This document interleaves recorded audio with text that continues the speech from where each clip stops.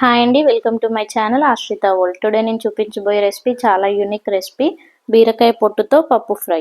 ఈ బీరకాయ పొట్టును మనం పడేస్తూ ఉంటాం కదా, అలా పడేయకుండా ఒకసారి ఇలా ట్రై చేయండి. పొట్టులో మంచి ఫైబర్ ఉంటుంది. ఈ పొట్టు పప్పు కోసం మనం ముందుగా పప్పుని ఒక 15 నిమిషాల ముందు నానబెట్టుకోవాలి. ఒక కడాయి పెట్టుకొని హీట్ అయ్యాక కొంచెం జీలకర్ర ఆవాలు వేసుకోవాలి. జీలకర్ర ఆవాలు మంచిగా ఫ్రై అయ్యాక 3 పచ్చిమిరపకాయ ముక్కలు చిన్నగా కట్ చేసుకొని పెట్టుకొని వేసుకోవాలి. పచ్చిమిరపకాయ ముక్కలు మంచిగా ఫ్రై అయ్యాక ఇందులోకి చిన్నగా కట్ చేసుకొని పెట్టుకున్న ఉల్లిగడ్డ ముక్కల్ని వేసుకొని బాగా ఫ్రై అవ్వనివ్వాలి. ఇలా ఉల్లిగడ్డ ముక్కలన్నీ మంచి గోల్డెన్ బ్రౌన్ కలర్ వచ్చేంత వరకు ఫ్రై చేసుకోవాలి. ఇలా ఉల్లిగడ్డ ముక్కలన్నీ మంచిగా ఫ్రై అయ్యాక ఇందులోకి మనం కచ్చాపచ్చాగా దంచి పెట్టుకున్న 5 వెల్లుల్లి రెబ్బల్ని వేసుకోవాలి. ఈ వెల్లుల్లి కూడా మంచి ఆయిల్లో ఫ్రై అవ్వనివ్వాలి. ఇలా ఫ్రై అయ్యాక ఇందులోకి మనం కొంచెం పసుపు యాడ్ చేసుకోవాలి.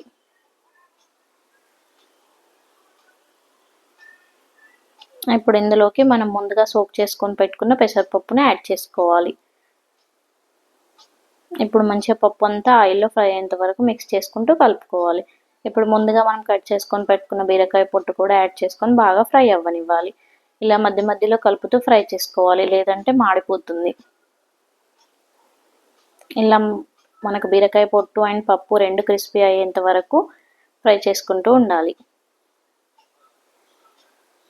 ఇలా మధ్య మధ్యలో కలుపుకుంటూ బీరకాయ పొట్టు అనేది ఇలా గోల్డెన్ బ్రౌన్ కలర్ వచ్చాక మనం ఇందులోకి టేస్ట్కి సరిపడినంత సాల్ట్ యాడ్ చేసుకోవాలి. ఇందులోకి కొంచెం టేస్ట్కి సరిపడినంత కారం వేసుకోవాలి. కారం ముందుగా వేయకూడదు, కారం ముందుగా వేస్తే మాడిపోతుంది. ఇలా మొత్తం కర్రీ కంప్లీట్ అయిపోతుంది అన్నప్పుడే కారం వేసుకోవాలి. ఇప్పుడు కారం వేసుకొని బాగా కలుపుకోవాలి. లాస్ట్లో కొత్తిమీర వేసుకొని కలుపుకోవాలి.